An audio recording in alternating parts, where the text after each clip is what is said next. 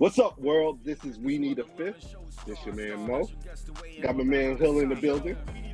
Locally accepted, nationally, always attentive. Got my man P on the line. What up?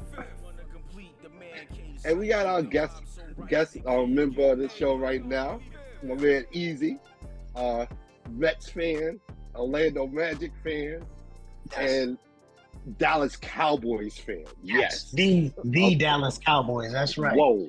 Wow. We're going there. Okay.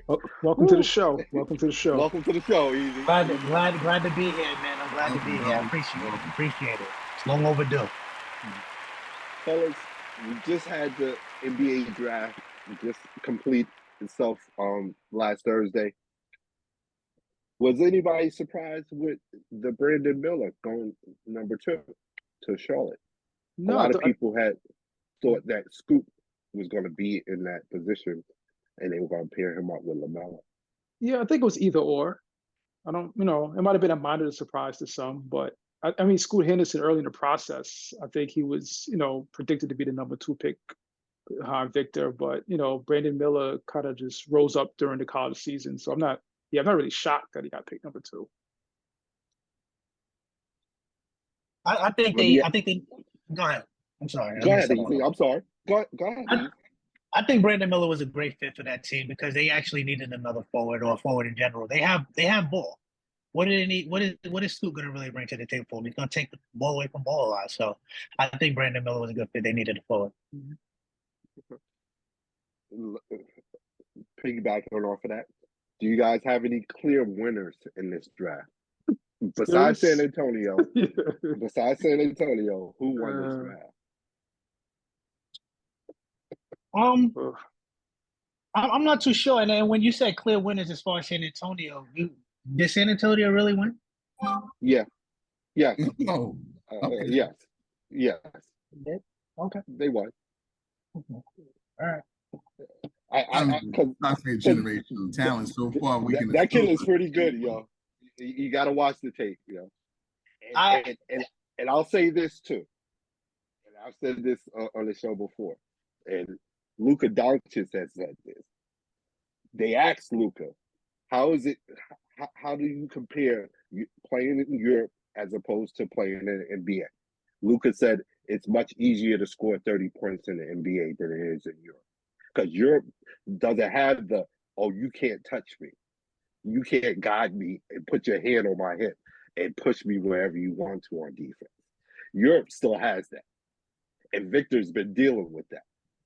Right. And I'll also say this on the defensive side. Rudy Gobert played in the same league. The difference between him and Victor is 7 games. Victor's played 7 more games than Rudy in the same league. Victor has 50 more blocks than Rudy Gobert. That's the type of player we're talking about. That, hey, he can excel on defense and he can excel on offense. If I have any concerns about him, is maybe him being not as dominant as he was in Europe on the offensive side. But that defense travels everywhere. And he could be a star on defense as well. Because I've seen him run on a fast break, a 2-on-1 fast break.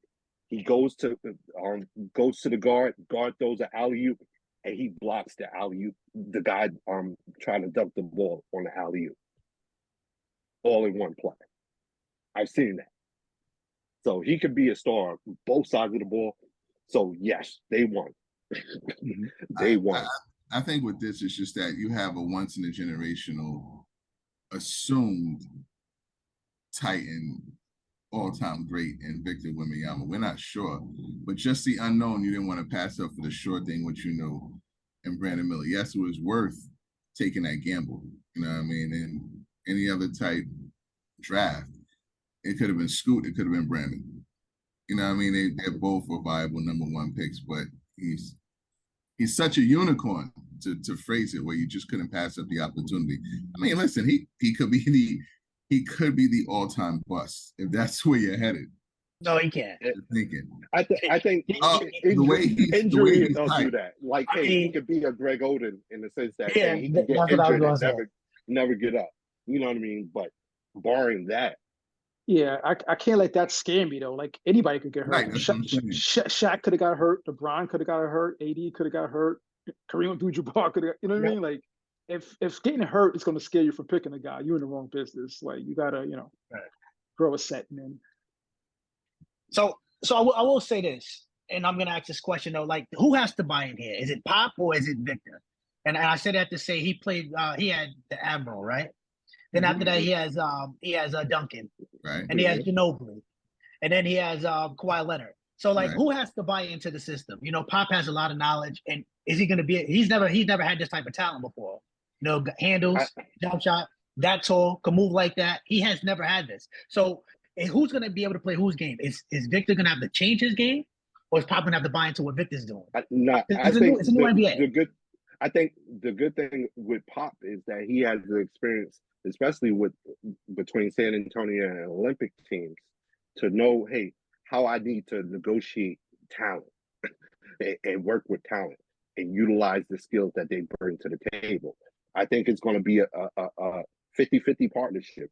There are going to be some things that Victor is going to have to adjust in his game because it's NBA and it's different from FIBA.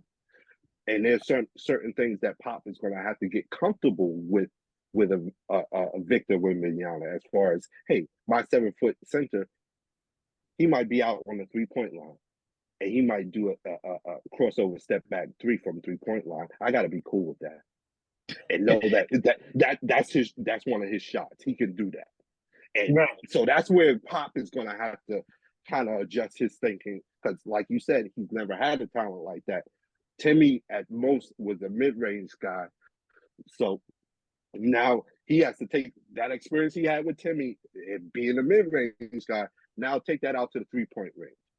And your guy can start anywhere in the half-court set.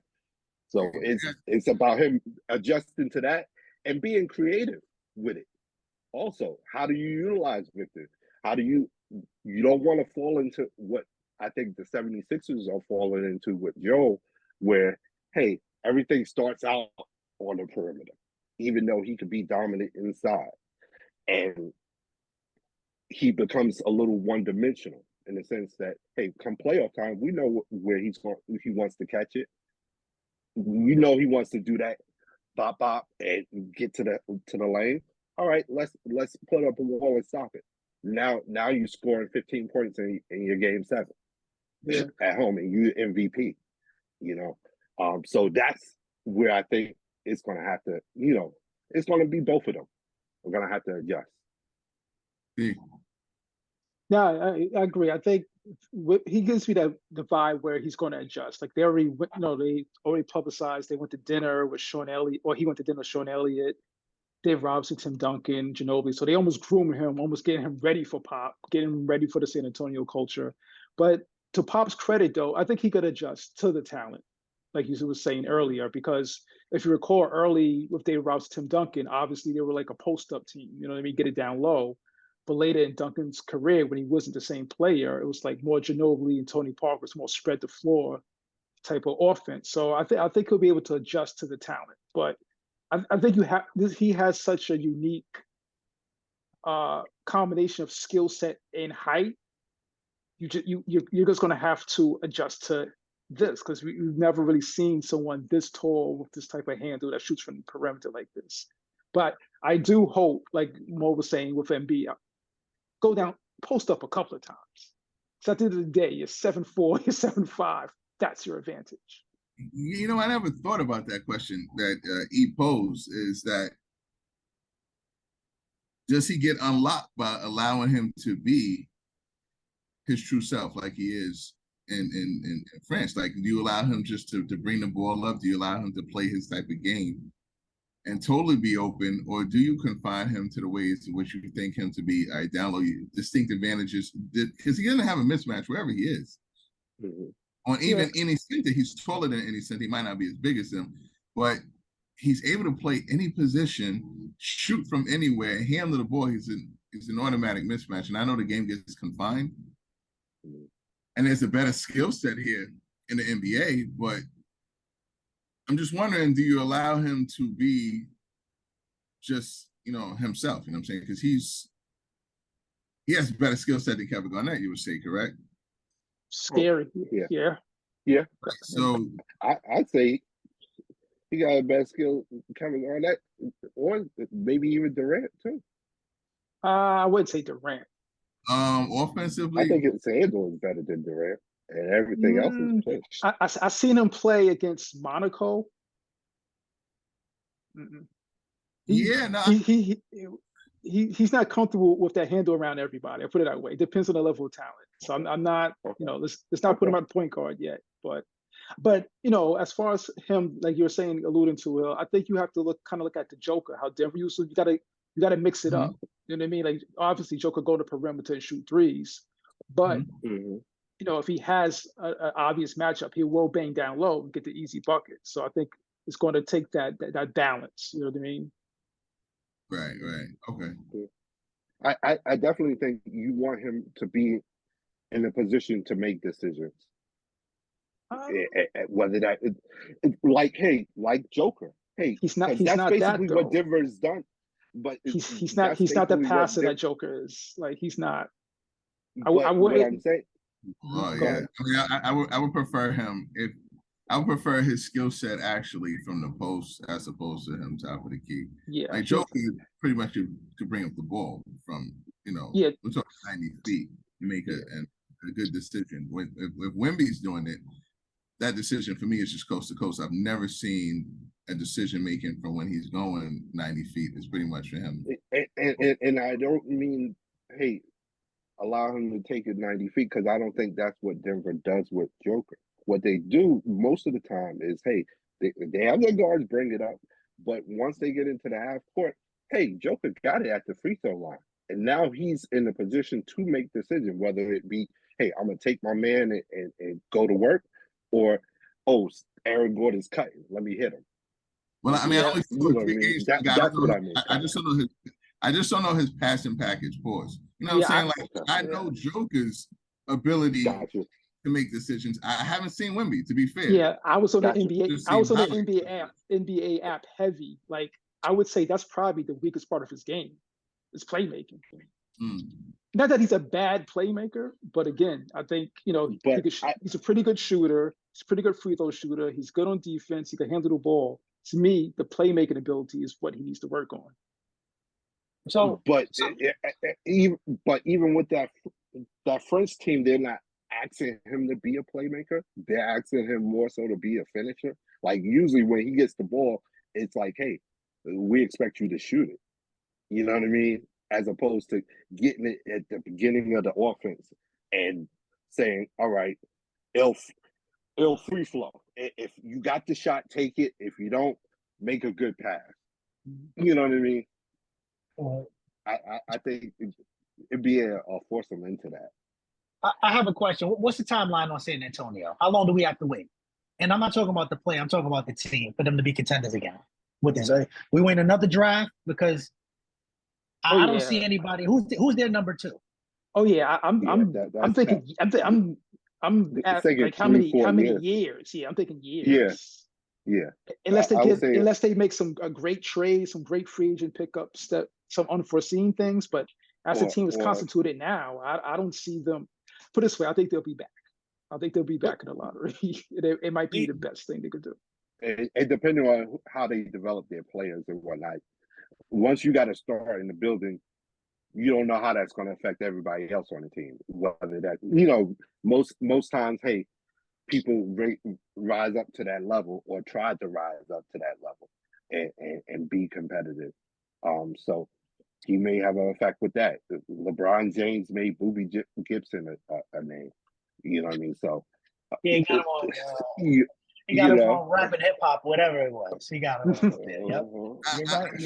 I mean, but that's with all things being status quo, that he lives up to the fact that he is godly. That we were saying that he will bring them up. I mean, he has to fit his bill too.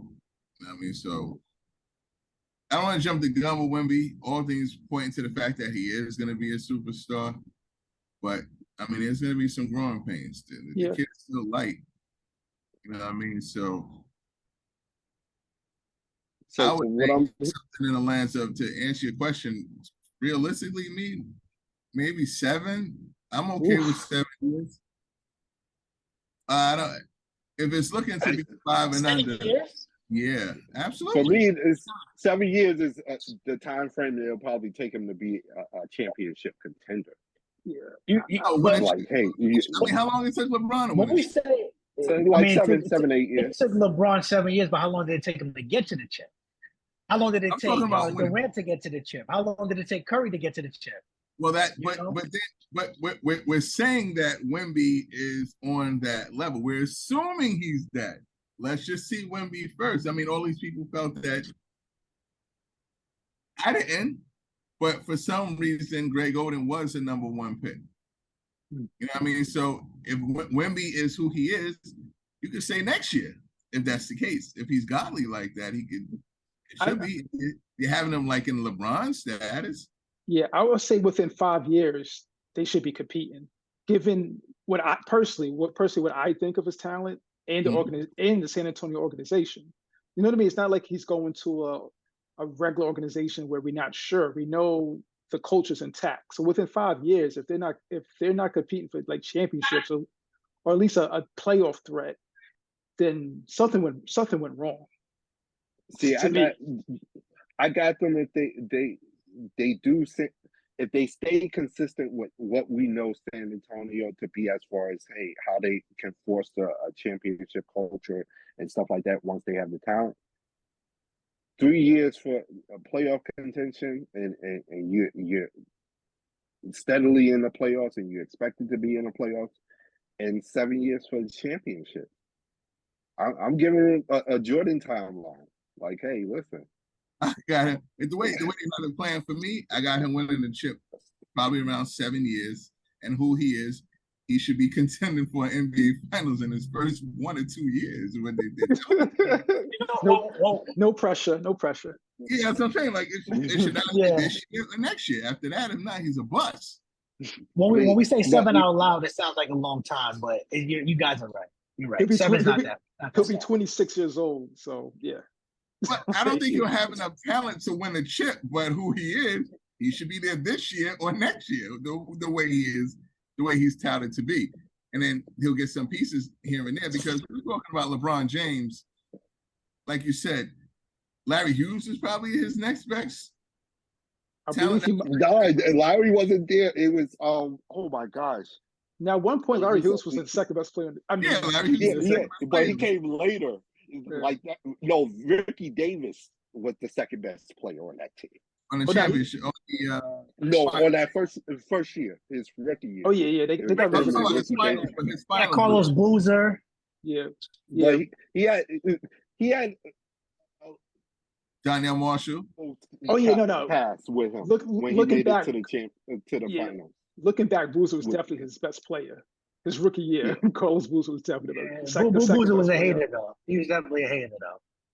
Yeah, I mean they smoked Ricky Davis and Darius Miles because they was talking crazy before LeBron even got there. Yeah.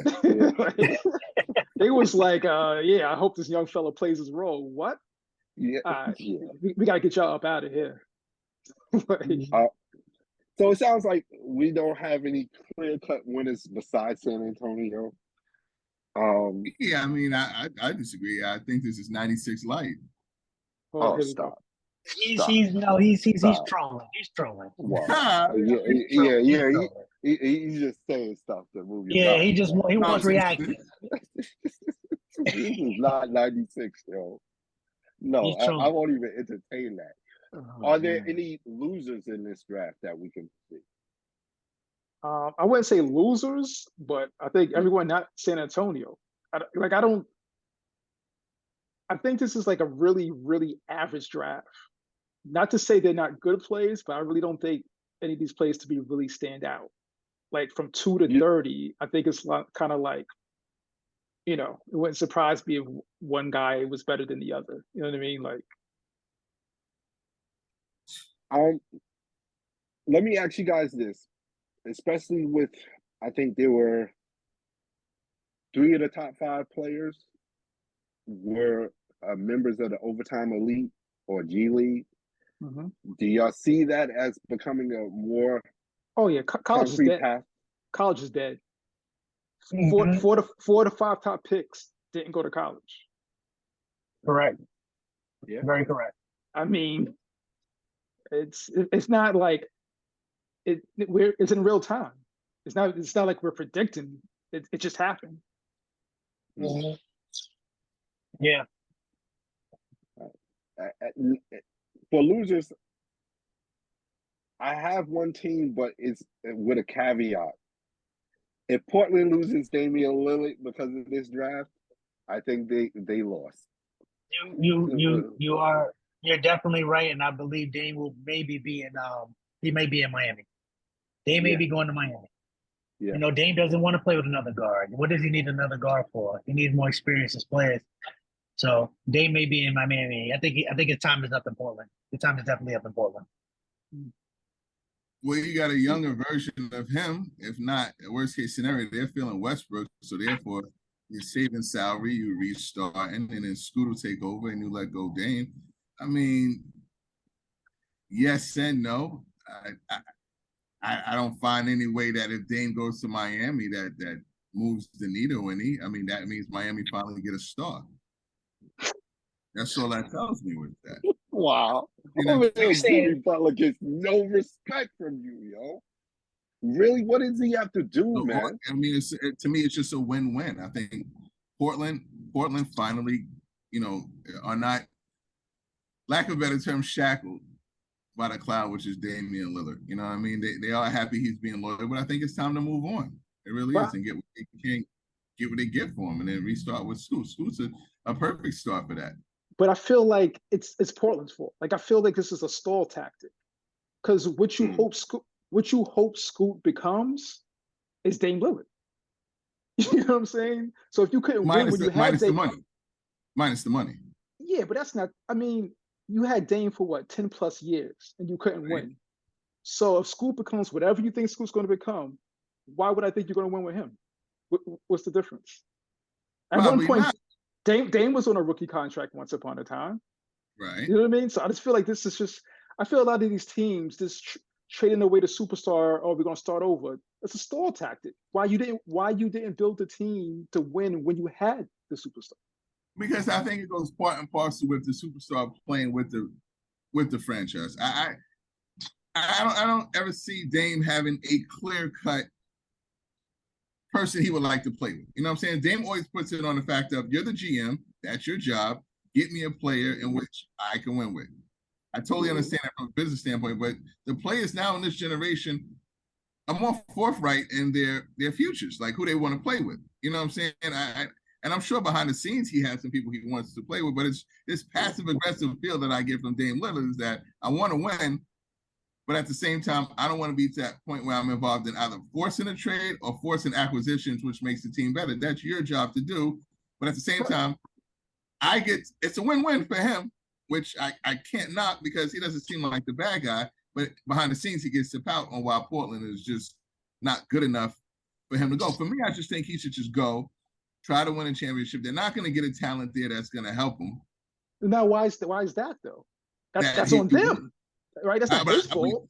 Not only, I think, to some extent, I think that's on him too. Like I don't. But I think some of the stuff he's just enough to win. I think when he's fighting against, because I think he has reached out to certain players who reach free agency and say, "Hey, listen, I wouldn't mind having you come out here to play in Portland." The thing that he's fighting against is nobody wants to go to Portland. It's not That's not already there. Like if you don't have to be there, if they haven't drafted you, nobody wants to go there.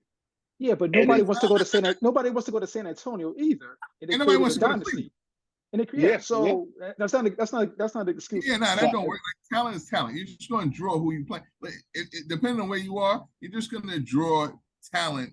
So people, listen, when you're a multimillionaire, you can make your own utopia, no matter where you are. And I hear you, but when you're talking about free agents who can get paid more staying where they're at in a bigger market in a city that 9 times out of 10 they like better than Portland, And the only Yeah. thing that's driving me to Portland is, oh, y'all got Dame, but hey, Dame has CJ McCollum, and y'all didn't do anything more than that.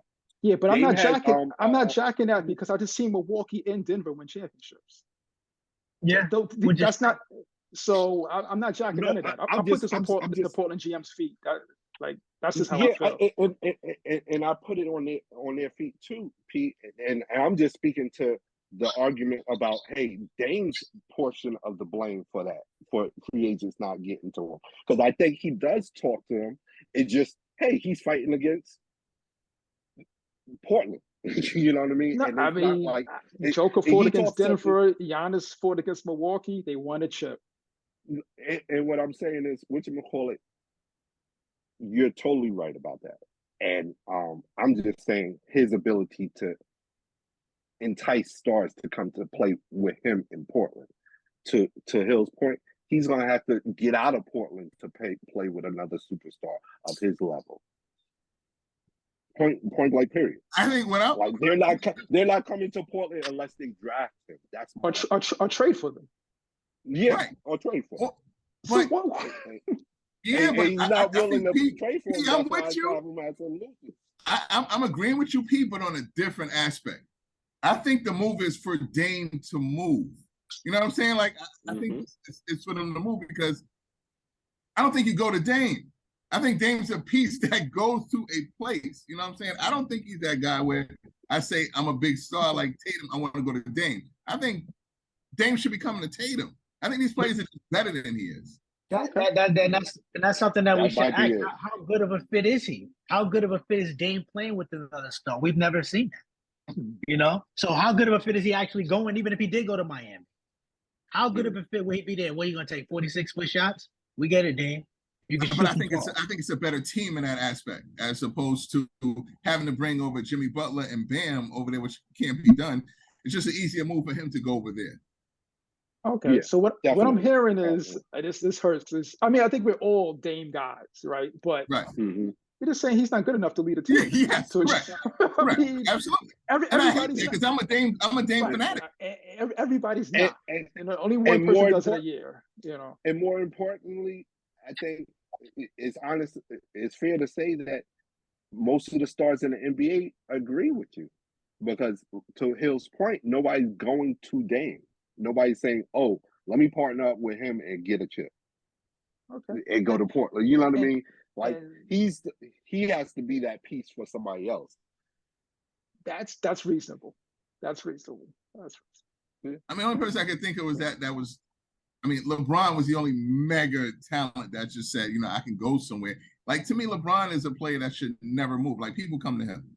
Giannis, people come to him. Steph, people come to him. You know what I mean? So those players. See, Giannis, even though he's as dominant as he is, I don't see anybody coming to Milwaukee. But they trade. But and that's my I was saying earlier. They traded for Drew. They made it happen. You know what I mean? Drew probably wouldn't have came to Milwaukee as a free agent.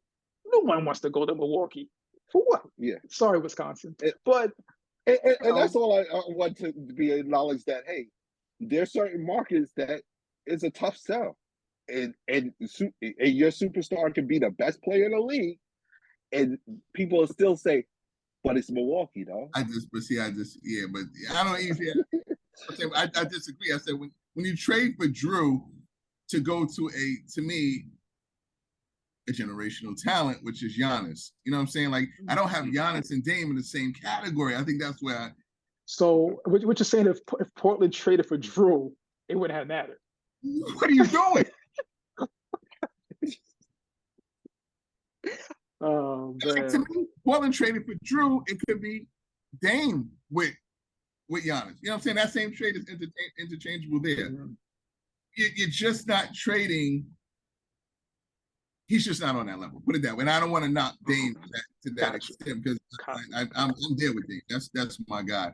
But I think the move for him would possibly to go when I can't find any player that is up to that level where he would come to Dame, because it'd be less of a talent than Dame. Like I said, I just think there's certain cities, certain markets that no matter the level of your superstar, you're gonna find it hard to get free agents to come. You're gonna have to trade for them to P's point, or you're gonna have to draft them. You know. Hey, hit us up on social media. Let us know what you guys think.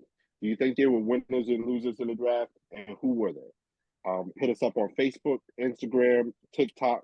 Don't forget to subscribe to the YouTube channel. Hit that notification button. Hit that like button. Don't forget to subscribe to the podcast wherever you listen to your podcast. And hit us up directly at weneedafifth@gmail.com. Fellas, a lot of trade talk going on. We have some major trades going on. Bradley Beal was one of the first dominoes to fall in this trade off season. Went to a major trade to the Phoenix Suns. Phoenix Suns traded Chris Paul and a couple of draft picks for Bradley Beal, as well as I think there was another player. Andrew Shannon. Shannon was added to that as well. So there's a new big three or big four, depending on how you look at the Phoenix Suns team. Three. I look at it as three. They still just have big 1.5. You want to be honest. Wow. Who's the one? Hill? Tell America the one. Booker is the superstar on Phoenix. And he has 2 quarter superstars. Yeah, but Bradley Beal and Durant. Is that what you're saying? Yeah, Bradley Beal's 0.25. Easy, you think Kevin Durant is a superstar at this point in his career?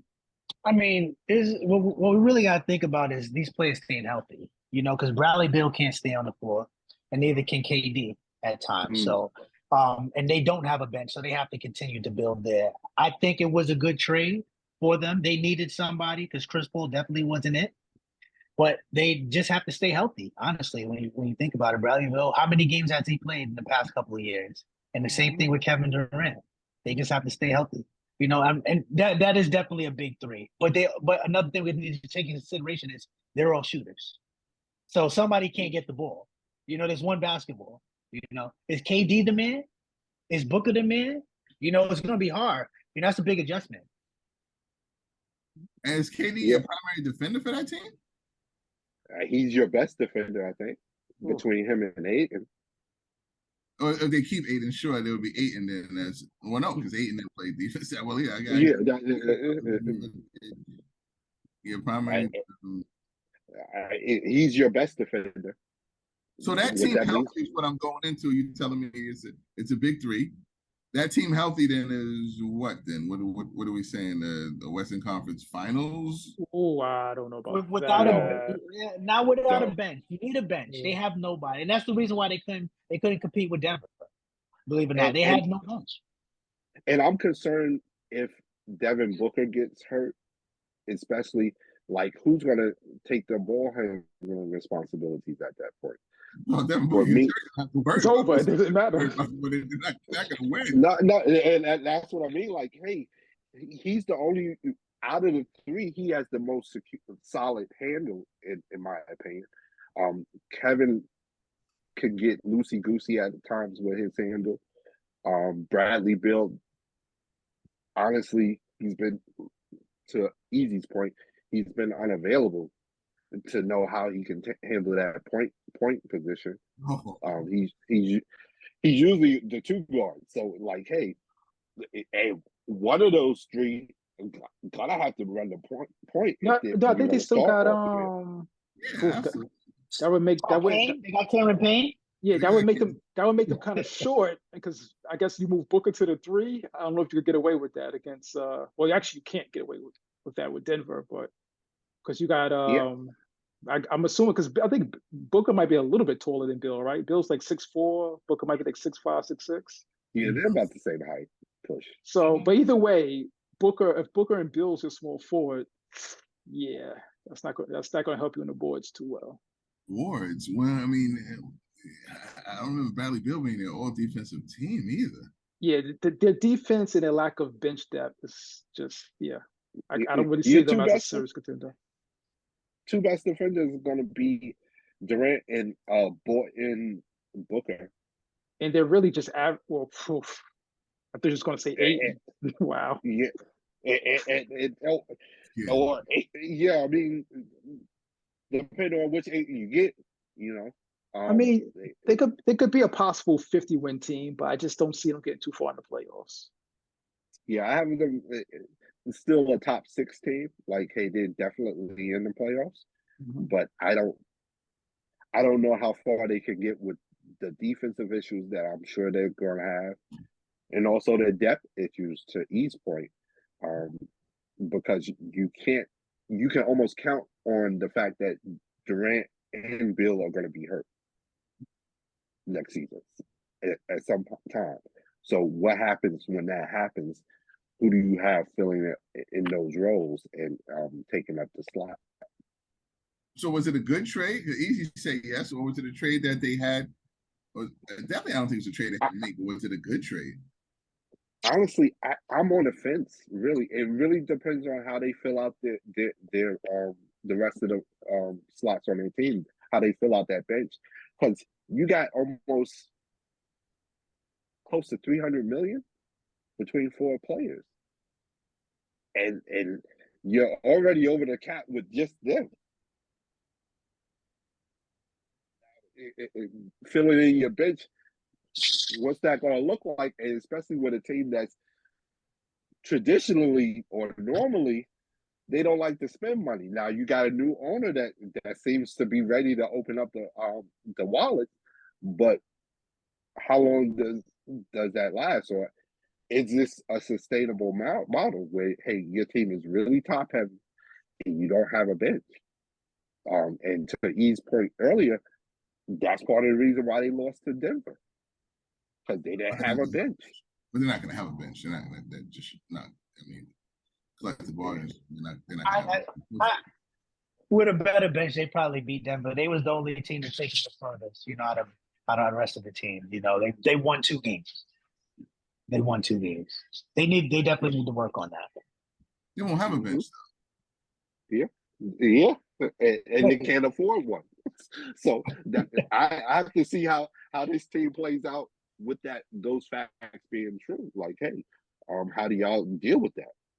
And what's the solution that y'all come up to? Because if it's, hey, we just running it back and added Bill, I think you're in for the same result. And I guess the flip side of that trade would be Washington, which we assume was just a fire sale.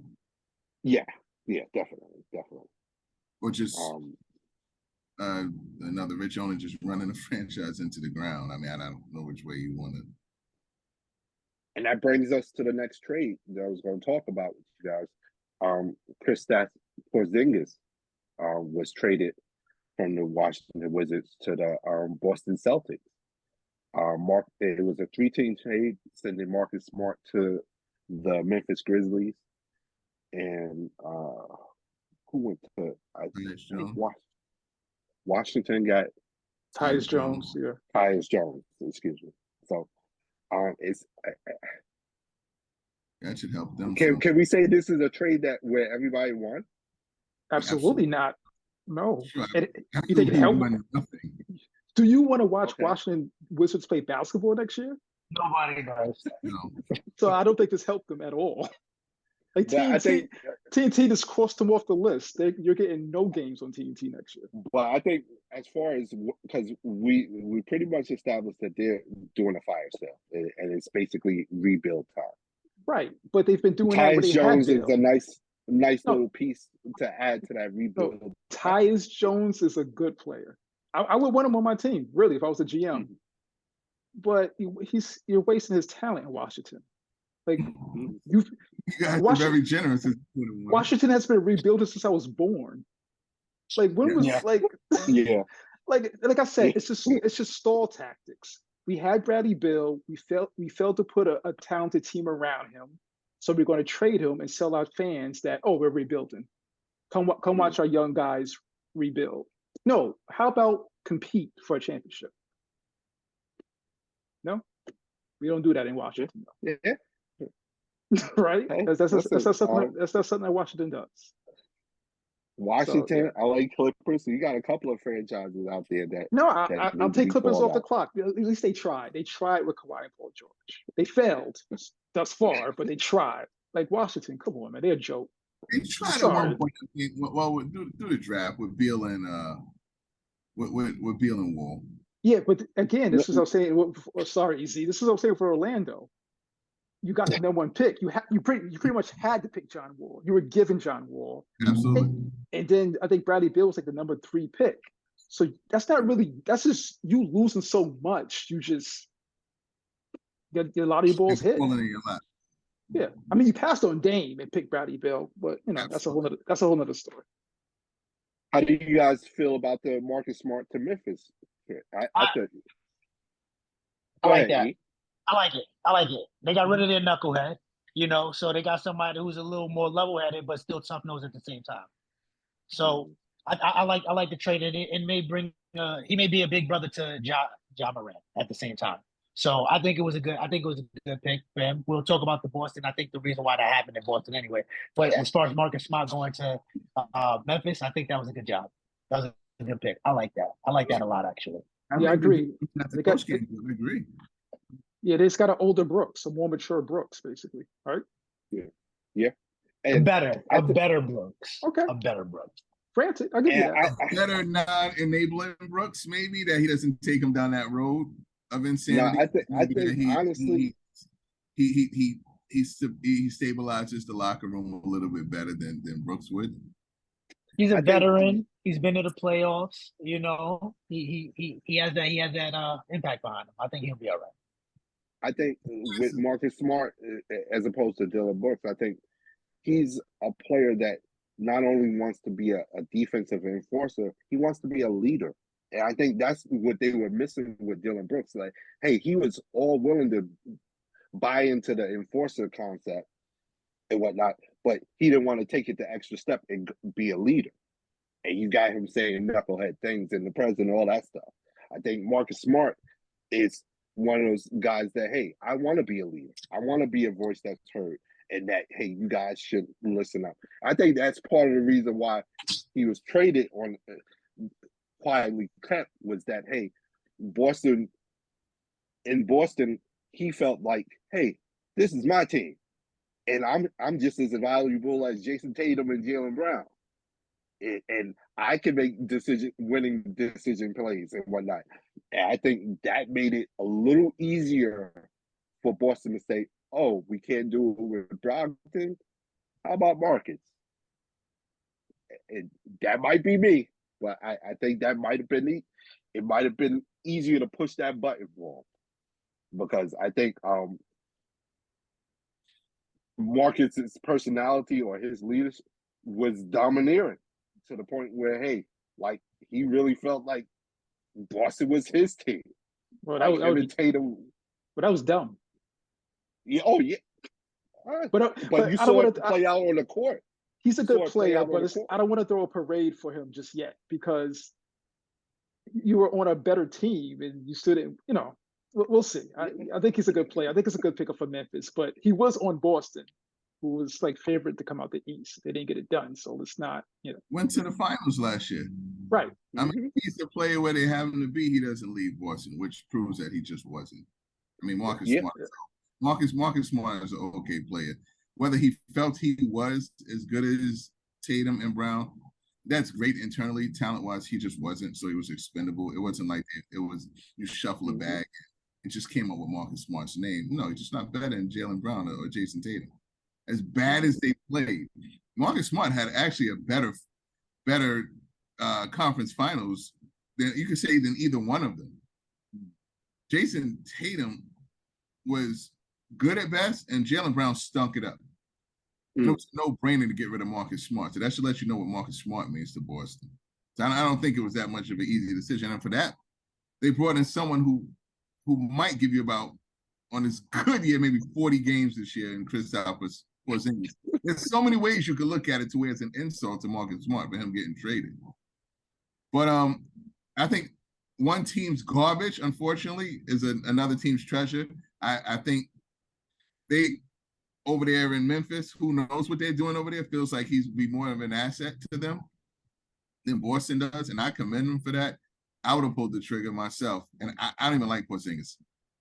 I just think Marcus Smart is just someone that fits with Boston's culture, so I thought he would never leave. But from a talent standpoint, I always thought that they can upgrade because I just don't know where he fits. He's an okay point guard, but I just think they need a better point guard. Yeah, because I think he's a point guard by necessity, right? Like I don't even feel like he's a natural point guard. He's just they didn't have one, so he fit that role. Yeah. Which to your point, yeah. So Easy. yeah, bringing that up. Speaking of Brogdon, I think that was an issue too. Getting rid of Smart. Hey, get Brogdon going, man. You was the man in Indiana. We need you to step up a little bit. Yeah. So we can't have Marcus Smart and Brogdon. So even though they did pick up Kristaps Porzingis, I'm not sure if White as well. Even though they picked up Porzingis, I don't think he was like. He's definitely going to be a big factor for the team. But I think getting rid of Smart and keeping Brogdon, they need Brogdon to get going. We need you to be that force that you was in Indiana. We need you to bring that here. That's why we actually brought you here. You know, you was the starter, then we brought you off the bench. So that didn't really play that well. Maybe we're getting rid of Smart. There's a help out. Yeah, agreed. I think roles just need to be swapped. I think Marcus Smart was the epitome of the sixth man of the year he should have been. Instead of Brogdon being the sixth man of the year. I think Brogdon should have been starting for Boston. And Marcus just does good with that second team. It's Boston's issue. I'm not a Boston guy. I just think he fits on that team from a cultural standpoint. It sucks they couldn't keep him. But I can see his expendability. You know what I mean? So we'll see. Before we head out of here, let's talk about these other trades. CP3 going to Golden State for Jordan Poole and draft pick. I like being on the island. I really do. This is one trade. I'm gonna be honest with you fellas. I do not like this trade at all. The only thing that's even remotely palatable with this trade is the fact that you got Jordan Poole out of there. Outside of that, everything else sucks. I don't like CP3 on the Golden State Warriors. I don't see how that fits. That makes that an 8 trade. Just what you said makes that trade perfect. Just doing that. Getting $130 million off the books from an obscure rogue player. We got our championship with him. Just get him off the books is perfectly fine for the next 4 years. I have no problem with that. Okay. Well, the 130 was for the punch in the face. We needed you to ice that. So let's give you the 130 there. And as far as Chris Paul, we can't call him CP. No, he got his money before the punch in the face. I think it was after. No, I think that was kind of rumor has it that was part of it. That was he was talking crazy. Like they just crazy about it. They just gave me 120. You're not going to get 120. They gave me 120. And TMZ happened. Now it's TMZ. That's it. So as far as Chris Paul, because I no longer call him CP3. He's just Chris Paul. He's old. How is it going to work when Steph is coming off of curls? Like you're a facilitator. They need 6 passes out in Golden State to make it work. You're going to hold on to the basketball. Why did they do this? Because go ahead. No, go ahead. What were they thinking? And then the Draymond Green aspect. Where's he gonna go? You know, is he staying? Is he just opting out to I think part of the rationale is, hey, you got rid of Jordan Poole, you got CP3, and you got Chris Paul in there. Excuse me, and that I believe him and Draymond are cool, and that would be another incentive for Draymond to come back and y'all work it out. Who? Okay. Warriors and Draymond Green. Well, Draymond leaves. If Draymond leaves. Then you get to see what Draymond. If Draymond's who he is, then we get to see who Draymond is. So I have no problem with that. You're saying who get it to him on a curl? You act like this guy's like a caveman. He's probably one of the smartest basketball players to have played the game. It's just for me durability, and I'm not a Chris Paul guy. So coming off the curl, who would get it to him? Chris Paul, because he's a smart basketball player. So you're talking about running off of curls and him shooting. I'm not thinking 6'5". that's his position, but for him getting the ball to the right people at the right time, I couldn't ask for a better person. That's what I would want from him. I think CP3 will be. I got this as a really good trade for Golden State, and no problem with it because I think he's just smart enough to just adjust his game. I mean, I think Golden State could run an offense where they don't dribble the basketball. Chris Paul dribbles the basketball. You know, so like they could go again. They could go 7 passes without it touching the floor, passing half court. But I think he can adjust. I think he can adjust. Yeah, I you know how they look at like the back to the basket centers as dinosaurs. That's how I kind of look at CP3. Like the heady point guard that gets you in the offense, directs and everything. Bro, we got like 3 other players out here that do that. We don't need that right now. You know what I mean? So I feel like his skill set is almost like outdated. This is like John Stockton in today's NBA. We don't need all of that. We got other players that can create for themselves. I give that trade a B+. I love the Chris Paul trade.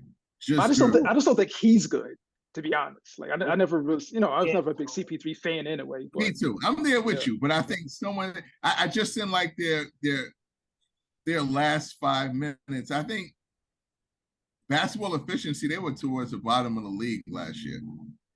And it was just decision making. And I mean, Dre had the ball in his hands, Steph had his ball in his hands. And then to me, it translated to wins and losses. But going on the road, just have a smarter basketball play. I don't like the ball in either one of those hands anymore. I think the league gets caught up to just that whole making the way Draymond makes decisions. I get it. The ball doesn't have to touch the ground, but at a certain time, the ball does have to touch the rim. So you can play off to the point where Draymond has to take a shot. You know what I mean? You can just really stick 4 players to make a decision. And with Chris, I think you're just going to get a quality shot or a quality decision at those moments. Listen, I could be wrong. The only thing I'm worried about is just age playing his part and him not being there. Little spoiler, it's been that way for the last probably 4 years with him not being healthy enough. But you're not asking that much from him, and it's a steal of a talent for me. And I'm not the biggest Chris Paul guy, but him being a point guard there, coming off the bench, wherever you have him, I like the trade a lot. Okay. So that's a B+ from Hill and S from everybody else. D-. D-. All right. One record. The last trade I want to talk to you guys about, John Collins from the Atlanta Hawks was recently traded to Utah Jazz for Rudy Gay. What do we think about Utah adding John Collins to that mix that they have up there? They were in the playoff. They were in that top 5 category for majority of the year. This past season. Who's that? Utah. I mean, Utah is slated to have about 30 first-round picks. I don't think it's gonna matter. That was the move that everyone screamed at Golden State's to make and bringing John Collins in there and bringing some height to their front court. Mm-hmm.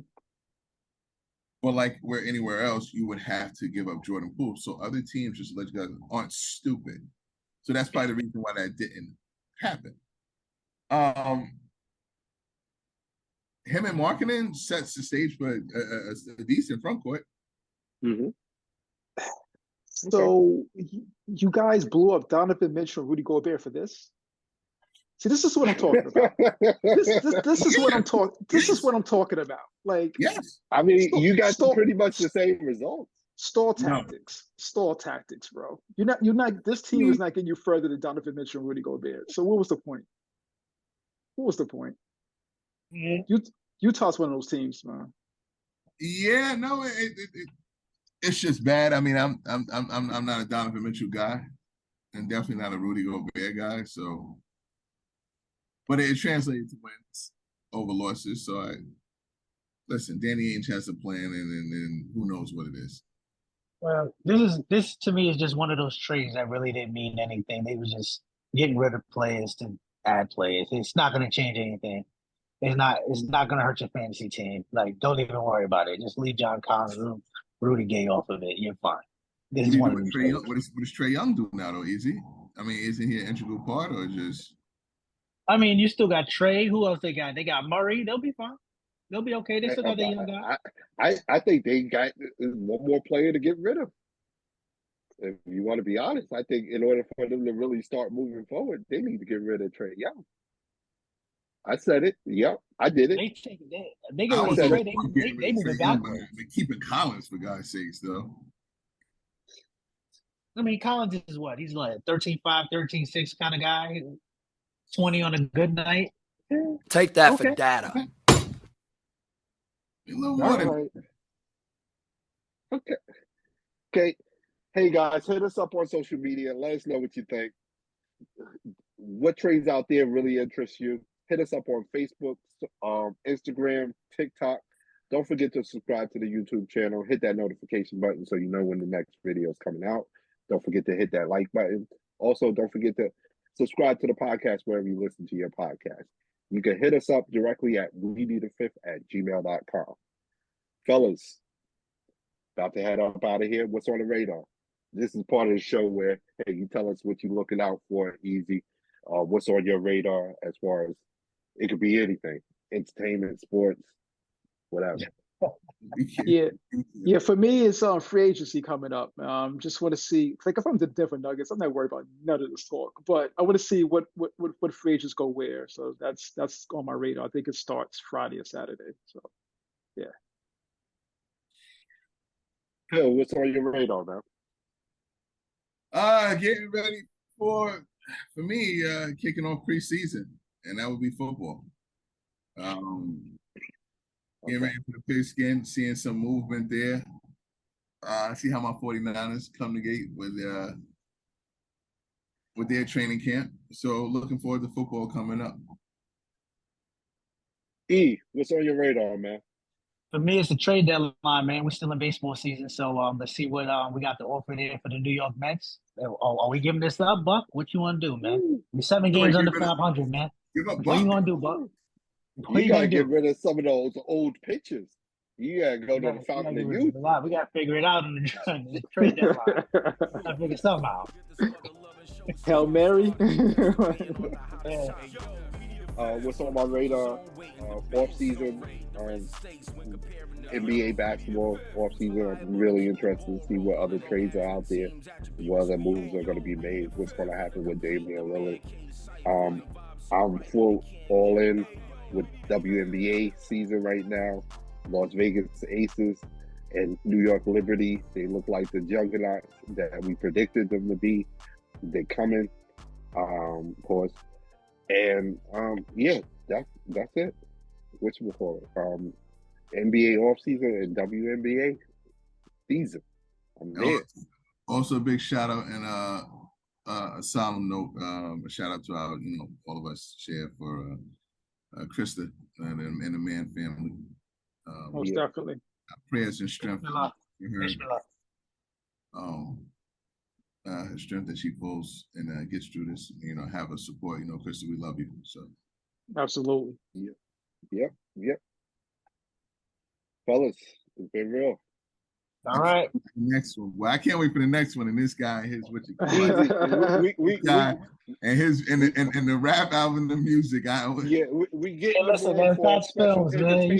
That's films. You know what I mean? Life after death, man. You got to respect it, man. Come on, man. Stop playing with me, man. That's flawless victory right there. Life after death.